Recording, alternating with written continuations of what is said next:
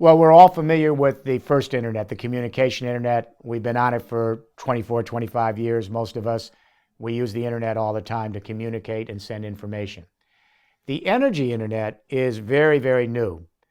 It's now actually being built out in places like Germany, in Denmark, and across Europe. So it's no longer academic. Here's how it works.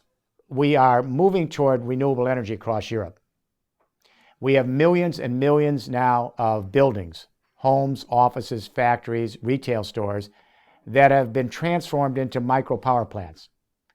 And they are producing their own green electricity on site. Solar panels on the roof, vertical wind on the property, geothermal pumps for energy underneath the ground, bioconverters to convert garbage to biomass energy in the kitchens, etc. In Germany alone, we've retrofitted 1 million buildings, made them efficient, put in the insulation, and put these new renewable technologies on the building.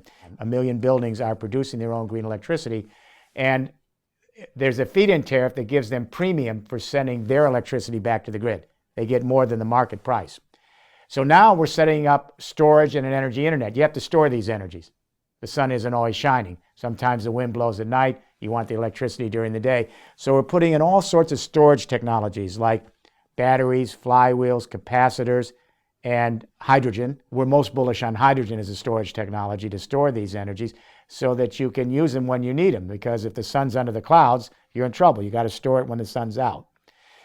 And now we're taking the electricity grid of Europe, the whole transmission grid, and we're transforming it to an energy internet using the same technology we use with the communication internet.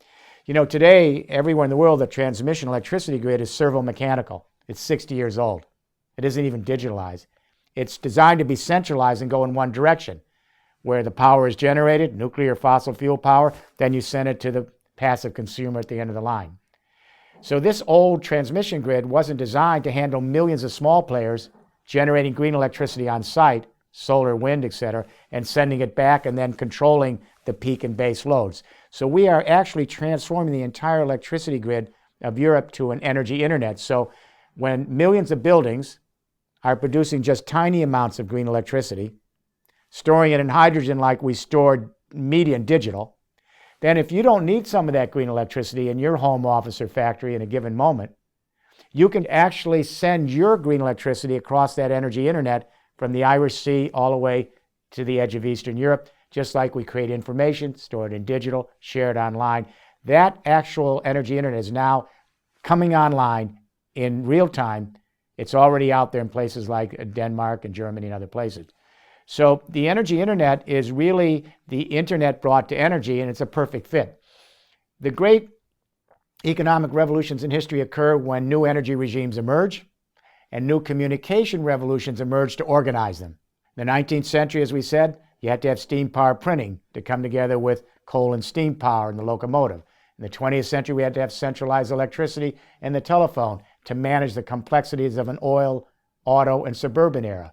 So here in the 21st century, the distributed, collaborative, peer-to-peer internet communication, and that's its signature, is now converging with energies that are distributed, have to be organized collaboratively, and scale peer-to-peer.